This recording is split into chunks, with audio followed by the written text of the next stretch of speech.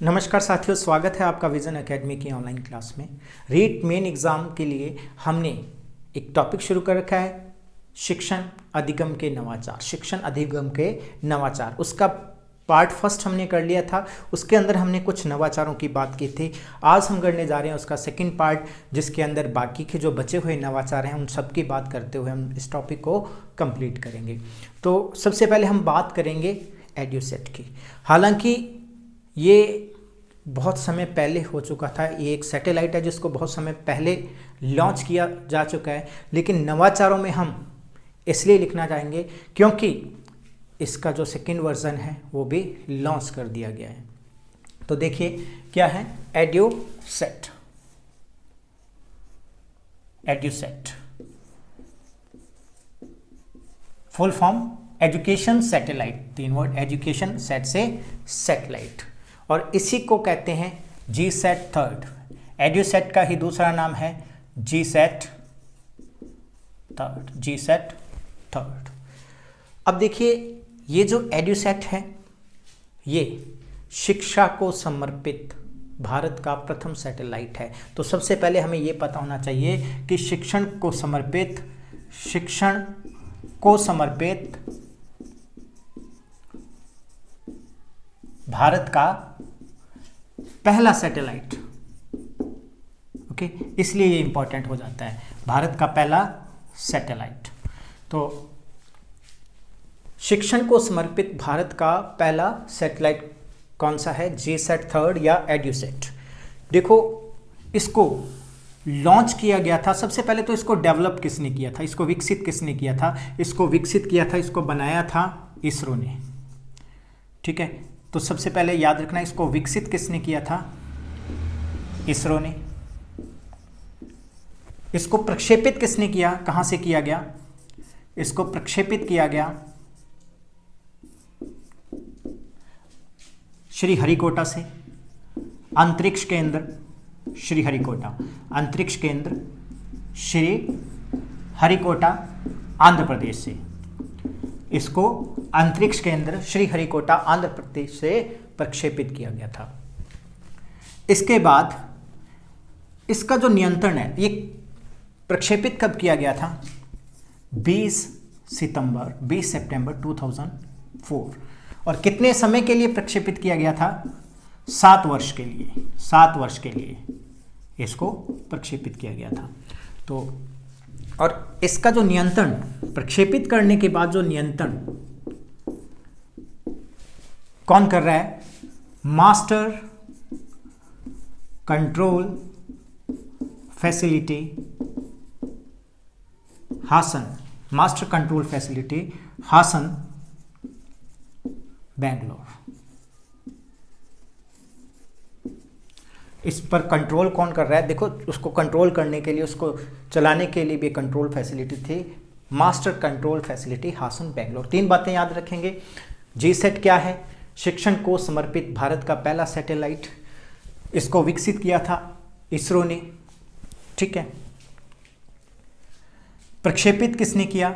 अंतरिक्ष केंद्र श्रीहरिकोटा आंध्र प्रदेश से। कब किया गया? 20 सितंबर 2004 को, और 7 वर्ष के लिए। तो स्वाभाविक सी बात है, 2004 में 7 वर्ष के लिए किया, तो अब ये कार्यशील नहीं है, ठीक है। नियंत्रण इस पे कौन कर रहा था? Master control facility Hassan Bangalore. इसका काम क्या था? कार्य क्या था? जो सुदूर शिक्षा है, डिस्टेंस एजुकेशन है, जो बच्चे घर पर या प्राइवेट कर रहे हैं, घर पर बैठकर डिस्टेंस लर्निंग कर रहे हैं, उनके लिए कार्यक्रमों का प्रसारण करना, ठीक है। तो पहला कार्य था सुदूर शिक्षण व्यवस्था, मतलब उनके लिए घर बैठे टेलीविज़न के माध्यम से, रेडियो के माध्यम से, इंटरनेट के माध्यम से, तो सभी माध्यमों से क्या है, उनको शिक्षण प्रदान करना। दूसरी चीज़, इसके द्वारा जो इग्नू है, इंदिरा गांधी राष्ट्रीय मुक्त विद्यालय जो है इग्नू, तो 30 मिनट का कार्यक्रम ये अपने विद्यार्थियों के लिए प्रसारित करता था। 30 मिनट के लिए, ठीक है। इंदिरा गांधी राष्ट्रीय मुक्त विद्यालय, ठीक है। और इसके माध्यम से ये तो था इग्नू, ठीक है, Indira Gandhi national open university, 30 minute का कार्यक्रम। यूजीसी भी अपना प्रोग्राम प्रसारित करते थे। ये उच्च शिक्षा के लिए, कॉलेज शिक्षा और उच्च शिक्षा के लिए यूजीसी अपना कार्यक्रम प्रस्तुत करती थी। और कार्यक्रम का नाम था कक्षा कक्ष, क्लासरूम, कक्षा कक्ष। तो ये तीनों कार्य इस सैटेलाइट के माध्यम से किए जाते थे। और हमें पता है कि 7 वर्षों के लिए किया गया था। तो क्या हुआ, 30 सितंबर और 2010, 30 सितंबर 2010 को क्या किया गया, इसको हटा लिया गया। जैसा कि आपको बताया था कि ये सैटेलाइट जो है वो 7 वर्ष के लिए लॉन्च किया गया था। तो 7 वर्ष के लिए लॉन्च किया गया, तो क्या हुआ, 30 सितंबर 2010 को इसका कार्यकाल पूरा हो गया। मतलब जितने समय के लिए टारगेट टाइम लेकर इसको वहाँ पर लॉन्च किया गया था, इसका कार्यकाल पूरा हो गया। तो इसका तो कार्यकाल पूरा हो गया, लेकिन इसके स्थान पर एक और सैटेलाइट 5 जनवरी 2014 को सेम कार्य के लिए, इसी कार्य के लिए एक और सैटेलाइट लॉन्च किया गया, जो था GSAT 14, याद रख लेना, GSAT 14। और ये लॉन्च किया गया है 5 जनवरी 2014। अब नाम से आपको पता चल जाएगा कि सन, तो आपको पता चल जाएगा कि GSAT 14 है, इसलिए क्या है 2014 याद रख लेंगे। और 5 जनवरी याद रख लेना कि 5 जनवरी को ये GSAT 14 लॉन्च किया गया है। और ये लॉन्च किया गया है 12 वर्ष के लिए, 12 यानी कि वर्तमान में ये कार्य कर रहा है। तो ये था हमारा EduSat और जो GSAT 14, दोनों को आप ध्यान रख लेना, कब लॉन्च किया गया है, कब इसको बंद किया गया है। इसका स्क्रीनशॉट लो, फिर नेक्स्ट टॉपिक करते हैं।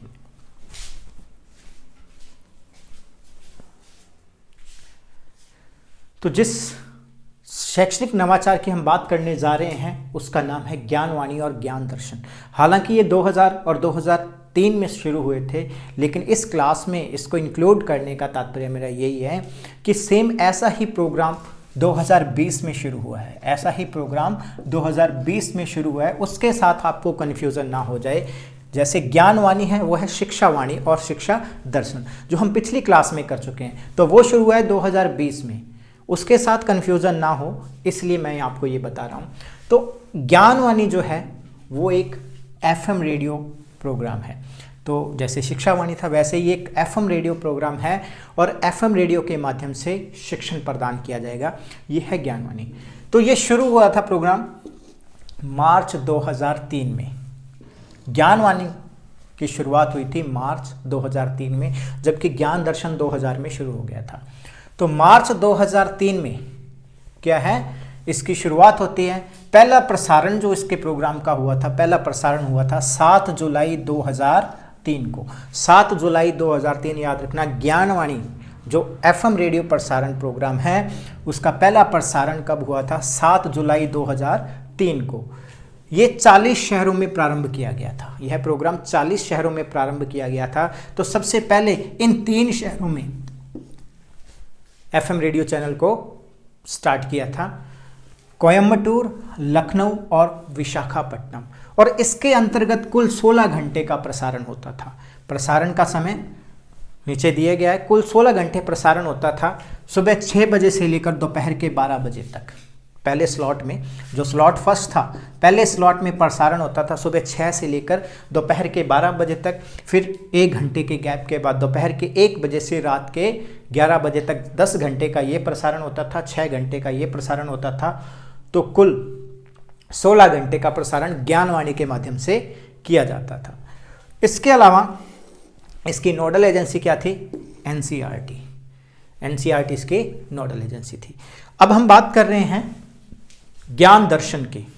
तो दर्शन है तो हमें पता चल गया ये एक टीवी कार्यक्रम है। दर्शन लिखा हुआ है इसलिए हमें पता चल गया ये एक टीवी कार्यक्रम है।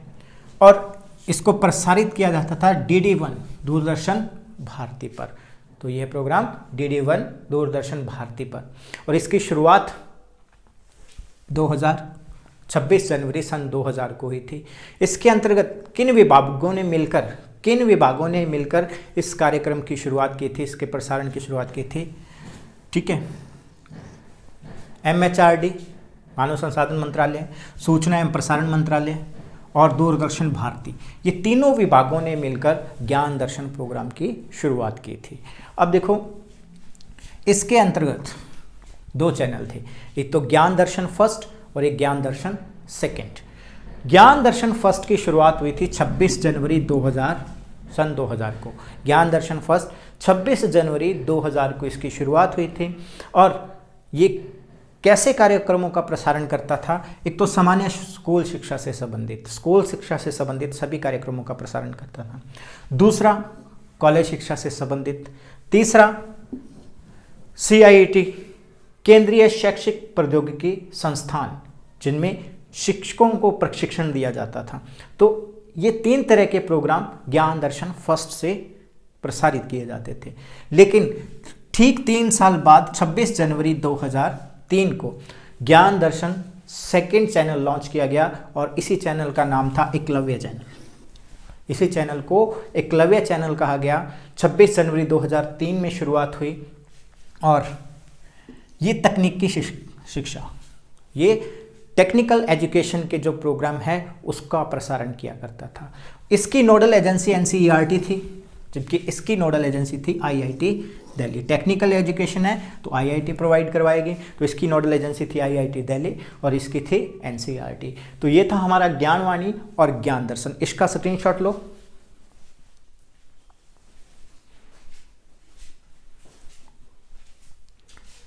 तो बात करते हैं कुछ और नवाचारों की। और ये जो नवाचार हैं मैंने इस तरीके से लिखे हैं आपको ताकि कन्फ्यूजन ना हो, क्योंकि संकल्प पोर्टल और ज्ञान संकल्प पोर्टल नाम एक जैसे लग रहे हैं आपको और आपको लगेगा कि दोनों एक ही चीज़ हैं, इसलिए मैंने इस तरीके से संकल्प पोर्टल और ज्ञान संकल्प पोर्टल दोनों को लिखे हैं। देखिए, जो है संकल्प पोर्टल, ये तो है केंद्र सरकार का, सिर्फ संकल्प पोर्टल तो ये तो है केंद्र सरकार द्वारा चलाया जा रहा है। ठीक है, तो ये देश भर के जो शिक्षण संस्थान हैं उनके लिए चलाया जा रहा है। ठीक है, लेकिन ज्ञान संकल्प पोर्टल जो है वो राजस्थान सरकार का है। देखिए, संकल्प का जो पूरा नाम है, संकल्प पोर्टल का पूरा नाम है skill acquisition and knowledge awareness for livelihood promotion. Skill acquisition and knowledge awareness for livelihood promotion. तो इसका मतलब लिवलीहुड प्रमोशन, जीविका को आजीविका को बढ़ावा देने के लिए एक नॉलेज अवेयरनेस प्रोग्राम चलाया गया है। ठीक है, उसके अंदर दक्षता, स्किल डेवलप करना कि व्यक्ति विशेष के अंदर क्या है, स्किल को डेवलप करना, वो नॉलेज अवेयरनेस कि उसको इतना ज्ञान हो जाए कि वो अपनी आजीविका में सुधार ला सके लिवलीहुड प्रमोशन के लिए। तो कुछ विशेष वर्ग के लोगों की आजीविका में सुधार लाने के लिए क्या किया गया है, ये संकल्प पोर्टल केंद्र सरकार के द्वारा शुरू किया गया है। ये शुरू हुआ है 19 जनवरी 2018 से और मार्च 2023 तक ये चलेगा। तो मार्च 2023 तक चलेगा, यानी कि 6 वर्ष के लिए इसको शुरू किया गया है। तो इसके अंदर क्या है, पब्लिक प्राइवेट पार्टनरशिप PPP के माध्यम से पब्लिक सेक्टर और प्राइवेट सेक्टर दोनों मिलजुल कर क्या करेंगे, उनके माध्यम से, ठीक है, दोनों की पार्टनरशिप से क्या होगा, महिलाओं, अनुसूचित जाति, जनजाति और दिव्यांगों को जीविका चलाने के लिए कौशल प्रशिक्षण दिया जाएगा।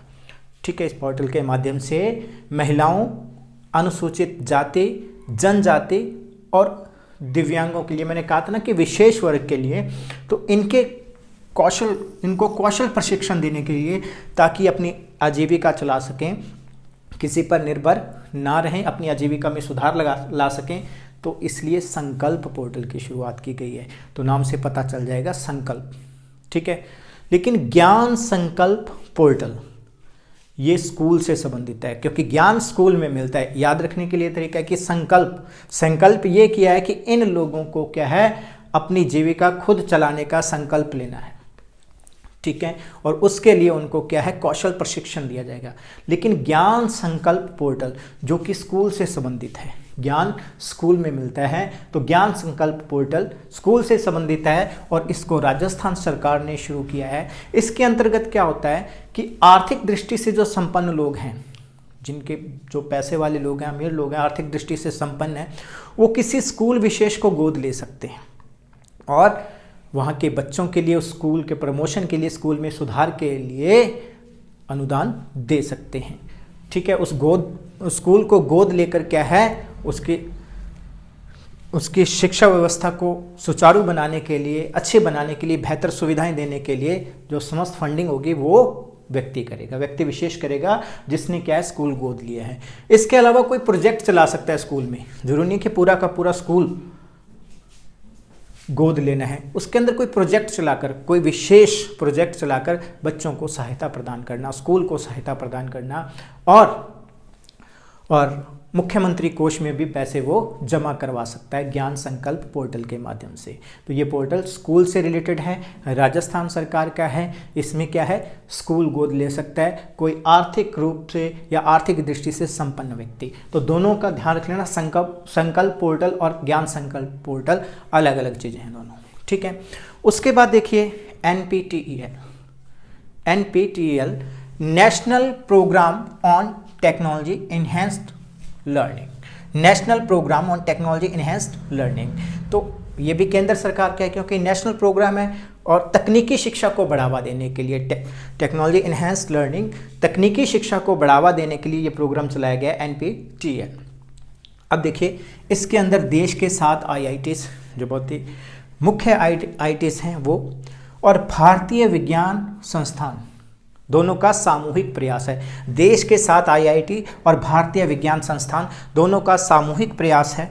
और इसके अंदर किसकी ट्रेनिंग दी जाएगी, mechanical engineering, civil engineering, electrical engineering, computer science और कम्युनिकेशन टेक्नोलॉजी। तो इसके कार्यक्रम प्रसारित किए जाएंगे NPTEL के माध्यम से। इसके अलावा YouTube चैनल पर भी इसके कार्यक्रम प्रस्तुत होते हैं NPTEL के। तो ये था हमारा NPTEL। तो national programme on TEL, technology enhanced learning. तो जहाँ पर टेक्नोलॉजी आ जाए तो समझ लेना कि ये तकनीकी शिक्षा से संबंधित है, तो इनकी ट्रेनिंग दी जाती है। Mechanical engineering, civil engineering, electrical engineering, computer science and communication technology. इसके बाद बात करते हैं हम निष्ठा की। निष्ठा ऐप, निष्ठा पोर्टल, ये क्या है, निष्ठा क्या है, national initiative for school heads, national initiative for school heads and teachers holistic programme, school heads and teachers holistic programme. National initiative राष्ट्रीय एक प्रयास है, for school heads and teachers holistic programme, मतलब सामूहिक रूप से क्या है, समग्र रूप से जो स्कूल के प्रिंसिपल्स हैं, जो प्रधानाचार्य हैं, ठीक है, और जो टीचर्स हैं, उनको शिक्षण प्रशिक्षण प्रदान करना, वो भी निःशुल्क। ये है निष्ठा ऐप। याद रख सकते हैं कि निष्ठा ऐप को याद रखना है कि अध्यापक और प्रधानाचार्य बड़ी निष्ठा के साथ काम कर सकें, इसके लिए निःशुल्क शिक्षण प्रदान किया जाता है। ये भी केंद्र सरकार का प्रोग्राम है निष्ठा। तो निष्ठा याद रह जाएगा। निष्ठा से काम कौन करेगा, स्कूल के जो प्रधानाचार्य हैं और साथ में वहाँ के शिक्षक हैं, निष्ठा से काम करेंगे, इसके लिए उनको प्रशिक्षण दिया जाएगा। तो इसका स्क्रीनशॉट लीजिए। ये 4 आपके और प्रोग्राम मैंने बता दिए हैं। तो हमारा अगला बिंदु है दीक्षा एंड दीक्षा राइज। दीक्षा क्या है, दीक्षा है digital infrastructure for knowledge sharing. Digital infrastructure for knowledge sharing मतलब जो नॉलेज की चीज़ें हैं, जो कंटेंट है, जो पाठ्य सामग्री है, उसको शेयर करने के लिए डिजिटल इंफ्रास्ट्रक्चर तैयार करना, उसको डिजिटली शेयर करना। तो उसके लिए तैयार किया गया digital infrastructure for knowledge sharing, digital infrastructure for knowledge sharing. तो ये केंद्र सरकार द्वारा शुरू किया गया है दीक्षा 5 सितंबर 2017 को। 5 सितंबर 2017 को। दीक्षा राइज राजस्थान सरकार का है प्रोग्राम और ये है केंद्र सरकार का। 5 सितंबर शिक्षक दिवस पर 2017 को MHRD और केंद्र सरकार ने इसको शुरू किया। याद करने इसको, केंद्र सरकार ने शुरू किया। इसमें क्या है, शिक्षण सामग्री प्रोवाइड करवा जाती है, वो भी डिजिटल रूप से। डिजिटल रूप से आपको सारी शिक्षण सामग्री जो है, टीचिंग एड्स है, वो मिलती हैं। इसमें एनसीईआरटी की, सीबीएसई की, नेशनल ओपन यूनिवर्सिटी की और राज्यों की पाठ्य सामग्री, ठीक है, जो राज्यों के बोर्ड हैं उनके पाठ्य सामग्री। तो इन सभी की पाठ्य सामग्री आपको दीक्षा ऐप पर या दीक्षा पोर्टल पर मिल जाएगी। दीक्षा पोर्टल पर आप जाएंगे, आपको जो पाठ्य सामग्री चाहिए वो मिल जाएगी। इसमें क्या है, कक्षा 1 से 12 तक की जो पाठ्य सामग्री है उपलब्ध है दीक्षा पोर्टल पर, ठीक है। क्या उपलब्ध है, टीचिंग एंड लर्निंग कंटेंट, पढ़ाने के लिए भी और पढ़ने के लिए भी, मतलब शिक्षकों के लिए भी पाठ्य सामग्री उपलब्ध है। उनको डिजिटल कंटेंट बना के दिया हुआ है कि उसको पढ़ाना कैसे है, ठीक है। क्विज़ है, ई कंटेंट में क्विज़ हैं या व्याख्यान है, और इस तरीके से क्या है, बहुत सारे व्याख्यान, बहुत सारी पाठ्य सामग्री, क्विज़ेस, प्रश्नोत्तरी, प्रश्न बैंक, सभी तरीके की जो पाठ्य सामग्री है वो टीचिंग एंड लर्निंग कंटेंट दोनों वहाँ पर उपलब्ध है। एक स्टूडेंट वहाँ से डाउनलोड कर सकता है, वहाँ से देख सकता है, वहाँ से पढ़ सकता है। एक टीचर वहाँ से पाठ्य सामग्री को डाउनलोड करके उसको क्या बच्चों में वितरित कर सकता है, खुद उसमें से जानकारियाँ हासिल कर सकता है। तो इस तरीके का पोर्टल है दीक्षा पोर्टल। तो इस दीक्षा पोर्टल की जो वेबसाइट है http तो लगता ही है diksha.gov.in, diksha.gov.in, ये याद कर लेना, कई बार वेबसाइट पूछ ली जाती है कि दीक्षा पोर्टल की वेबसाइट क्या है। और इसका जो ध्येय वाक्य है वो है one nation one platform, one nation one platform. तो ये था हमारा दीक्षा। तो राजस्थान सरकार ने सत्र 2017-18 में ही इसको दीक्षा राइज नाम के से स्टार्ट किया है। दीक्षा को दीक्षा राइज नाम से, दीक्षा तो है ही digital infrastructure for knowledge sharing, लेकिन राइज का मतलब है Rajasthan initiative for school educators. यहाँ आएगा initiative, Rajasthan interface for, Rajasthan initiative नहीं है, इंटरफेस फॉर स्कूल एजुकेटर, ठीक है। Rajasthan interface for school educators, Rajasthan interface for school educators. तो ये क्या है, राजस्थान का है। ये सत्र 2017-18 में शुरू किया गया और इसको दो विभागों ने शुरू किया। एक तो शिक्षा विभाग ने किसके साथ मिलकर, NCTA, national council for teacher education, ठीक है। तो national council for teacher education, इसके साथ मिलकर शिक्षा विभाग ने स्टार्ट किया है। तो इसमें क्या है, सभी पाठ्य पुस्तकों पर एक तो क्या है, QR कोड उपलब्ध कराए हैं। ये भी एक कंटेंट, टीचिंग लर्निंग जो कंटेंट है एक कंटेंट है, लेकिन इन्होंने क्या किया है, जितनी भी पाठ्य पुस्तकें थी उन पर QR कोड बना दिए हैं। जैसे ही स्टूडेंट घर पर उस QR कोड को स्कैन करेगा तो उस पेज पर जो पाठ्य सामग्री है उससे रिलेटेड जो ई कंटेंट है उसको घर बैठे अपने मोबाइल फ़ोन पर, अपने कंप्यूटर लैपटॉप पर मिल जाएगा।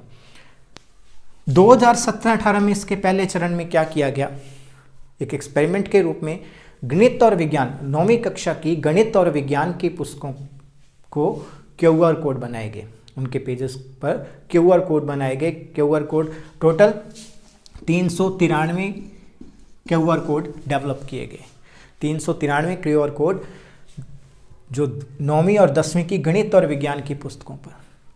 और 18-19 में क्या किया गया, कक्षा 1 से 10 तक की जितनी भी पुस्तकें थी उन सभी को QR कोड से कोडबद्ध किया गया, सभी पुस्तकों को।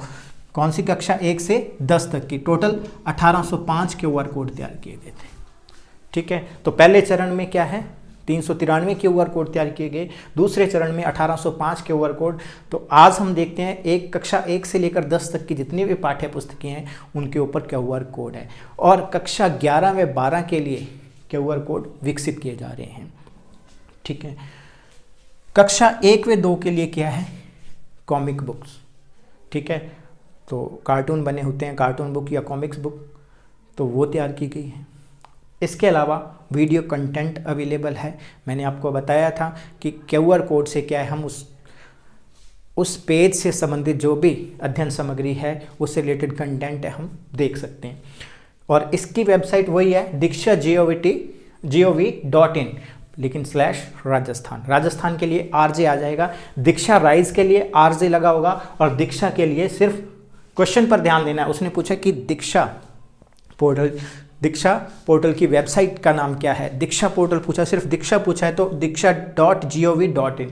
अगर दीक्षा राइज का पूछ ले तो दीक्षा.gov.in/राजस्थान। इसका जो ध्येय वाक्य है वो है हमारे शिक्षक हमारे नायक। इसका है वन नेशन वन प्लेटफॉर्म, इसका है हमारे शिक्षक हमारे नायक। ये याद रख लेना। एक तो इसमें क्या है, आप इसके ध्येय वाक्य याद रख लेना, वेबसाइट याद रखना इसकी, ठीक है, विभाग याद रखना, ठीक है, और इसके फुल फॉर्म याद रख लेना, ठीक है। इसका विभाग है MHRD और केंद्र सरकार, इसका NCTE और शिक्षा विभाग। तो इसका स्क्रीनशॉट लीजिए।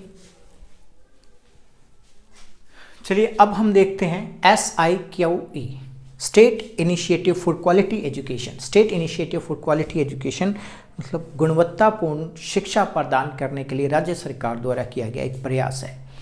तो इसकी शुरुआत इस सत्र 2010-11 से अलवर ज़िले से की गई थी। तो इस प्रोजेक्ट की शुरुआत कहाँ से हुई थी? अलवर ज़िले से। तो ये पूछ ले कि कौन से ज़िले से SIQ का प्रारंभ हुआ था? अलवर ज़िले से। अलवर ज़िले के 60 स्कूलों में इसको एक पायलट प्रोजेक्ट के रूप में शुरू किया गया था, और उसके बाद संपूर्ण राजस्थान में, संपूर्ण राज्य में ये 2015-16 के अंदर प्रारंभ हो गई। तो इसको 2015-16 के अंदर इस प्रोजेक्ट को संपूर्ण राजस्थान में लागू किया गया। और ये कौन सी कक्षा के लिए था? ये विशेषकर 1 से 5 तक, कक्षा 1 से 5 तक चलाया जाने वाला प्रोजेक्ट था। तो इसके अंदर कौन कौन सी संस्थाएं थी, कौन कौन सी संस्थाएं शामिल थी? राजस्थान माध्यमिक शिक्षा परिषद जयपुर, माध्यमिक शिक्षा निदेशालय बीकानेर, RSCRT उदयपुर, बौद्ध शिक्षा समिति और यूनिसेफ का सहयोग प्राप्त था। यूनिसेफ की फुल फॉर्म याद कर लेना, united nation international children's emergency fund, united nation international children's emergency fund. Okay, तो यहाँ लिख देता हूँ यूनाइटेड नेशंस इंटरनेशनल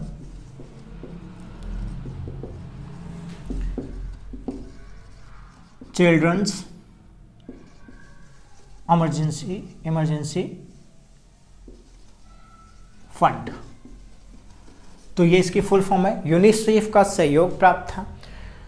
इसमें क्या था कि राज्य के सभी विद्यालयों में जहां कक्षा 1 से 5 संचालित है, चाहे वो प्राथमिक विद्यालय है, चाहे उच्च प्राथमिक विद्यालय है, चाहे माध्यमिक विद्यालय है या उच्च माध्यमिक विद्यालय है, कोई भी विद्यालय है जहां पर कक्षा 1 से 5 संचालित है, मतलब उस विद्यालय में कक्षा 1 से 5 संचालित होनी चाहिए। तो जहां कक्षा 1 से 5 संचालित है उनमें क्या किया गया कि ये प्रोजेक्ट चलाया गया बाल केंद्रित शिक्षा के लिए, चाइल्ड सेंटर्ड एजुकेशन या पेडागोजी, चाइल्ड सेंटर्ड पेडागोजी। उनका संज्ञानात्मक विकास हो, कॉग्निटिव डेवलपमेंट हो, उनकी पर्सनैलिटी का डेवलपमेंट हो, ठीक है। आनंदमयी व प्रभावी शिक्षण, बच्चों को पढ़ने में मज़ा आए, पढ़ने में आनंद आए और इफ़ेक्टिव लर्निंग हो, ठीक है। उनके अंदर चिंतन का विकास हो, वो स्वाध्याय की ओर जा सकें। तो मतलब ऐसा क्या है, ऐसे शिक्षण की व्यवस्था करना ही SIQE है, ठीक है। बाल केंद्रित शिक्षा हो, उनको एक्टिविटी के आधार पर सिखाया जाए और उनके अंदर कोई भी चीज़ का ज्ञान है स्थायी हो सके और उनके व्यक्तित्व का विकास हो, उनके अंदर कॉग्निटिव डेवलपमेंट हो, संज्ञानात्मक विकास हो। इसके लिए क्या है, ये प्रोजेक्ट चलाया गया। इसके अंदर 3 चीज़ों को रखा गया, इस प्रोजेक्ट के अंदर 3 चीज़ों को रखा गया। पहली है ABL, एक्टिविटी बेस्ड लर्निंग, ठीक है, एक्टिविटी बेस्ड लर्निंग, गतिविधि आधारित शिक्षण। ये कक्षा 1 व 2 के लिए शुरू किया गया। गतिविधि मतलब शुरू तो 1 से 5 के लिए किया गया, विशेष जो फोकस किया गया कक्षा 1-2 को एक्टिविटी के बेस पर, ठीक है। कुल 28,212 विद्यालयों में ABL किट दिए गए। ABL किट क्या है कि छोटे छोटे किट होते हैं, वहाँ बच्चे एक्टिविटी करके सीख सकते हैं, जैसे ब्लॉक बिल्डिंग या बहुत सारी ऐसे खिलौने टाइप दिए होते हैं जिन पर क्या है अल्फ़ाबेट्स लिखे होते हैं, तो वो किट्स प्रोवाइड करवाए गए, उनको बोलते हैं ABL किट्स। तो राज्य के 28,212 विद्यालयों में ABL किट कक्षा 1 व 2 के लिए। तो 2-3 बातें याद रख लेना कि ABL किट किन के लिए, कक्षा 1 व 2 के लिए प्रोवाइड करवाए गए। कितने स्कूलों में, 28,212 स्कूलों में, ठीक है। उसके बाद CCP चाइल्ड सेंटर्ड पेडागोजी, मतलब इसमें यह ध्यान रखा गया बाल केंद्रित शिक्षा कि चाइल्ड सेंटर पेडागोजी बाल केंद्रित शिक्षा, इसमें ध्यान रखा गया कि बच्चों का आयु स्तर जो है उसके अनुसार, उनके अनुभव के पूर्व अनुभव के अनुसार और उनकी सहभागिता को सुनिश्चित करते हुए हमने शिक्षण कार्य करवाना है। कहने का मतलब बच्चा उसमें सहयोग करे, बच्चा सीखने में सहभागिता दिखाए, उनका आयु स्तर देखा जाए, उनका अनुभव स्तर देखा जाए, तो वैसी चीज़ें उनको सिखाई जानी चाहिए। तो ये है चाइल्ड सेंटर्ड पेडागोजी। इसके बाद तीसरा था कंटिन्यूस एंड कॉम्प्रहेंसिव एवेल्यूएशन।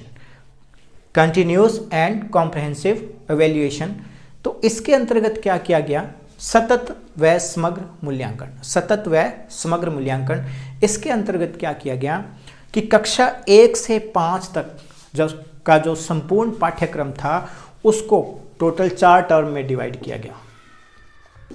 4 बार परीक्षा होगी, ठीक है, 4 बार 4 टर्म होंगे और उसके अंदर एक टर्म के लिए 2.5 महीने का समय दिया गया, ठीक है, 2 माह 15 दिन का। तो इस तरीके से जो संपूर्ण पाठ्यक्रम है उसको 4 टर्म में डिवाइड किया और हर टर्म के अंदर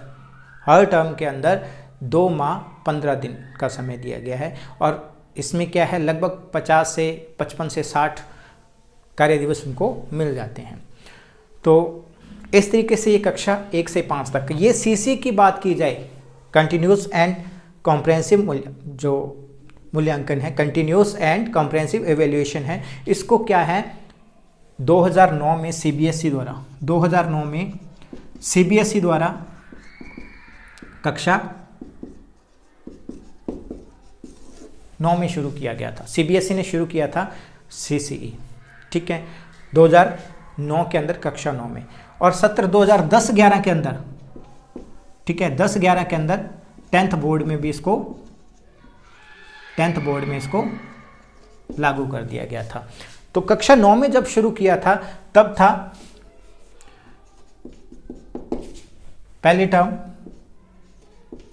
सेकंड में 40% और थर्ड में SA1 में 45% सिलेबस SA1 था, ठीक है, और फिर SA2 में 40% और SA3 में FA थर्ड, तीसरा होता था FA थर्ड, और FA थर्ड में 15% सिलेबस रह जाता था।